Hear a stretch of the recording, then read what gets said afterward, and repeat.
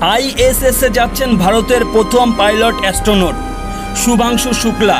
NASA mission 2025 ভারতের গর্বের আরেকটি অধ্যায় রচিত হতে চলেছে। এই প্রথম একজন ভারতীয় যাচ্ছে আন্তর্জাতিক মহাকাশ কেন্দ্রে পাইলট হিসাবে। তার নাম শুভাংশু শুক্লা, ভারতীয় বায়ুসেনার একজন দক্ষ ফাইটার পাইলট। এবার তার গন্তব্য মহাকাশ। 10 জুন 2025 সন্ধে 5:52 ফ্লোরিডা কেনেডি স্পেস স্টেশন থেকে শুরু হবে তাদের যাত্রা। Rocket spacecraft Falcon 9, spacecraft crown dragon, mission name AX4।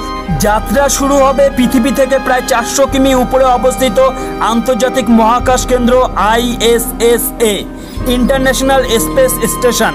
ISSA 14 দিনের সফরে তিনি করবেন 7টি গুরুত্বপূর্ণ বৈজ্ঞানিক গবেষণা: পরাগ ও মুগডালের অঙ্কুরোদ্গম, মানবদেহের মাংসপেশি পুনর্গঠন, জলভাল্লুকের উপর গবেষণা, প্রোটিন গ্রোথ স্টাডি, আরও বিশেষ কিছু।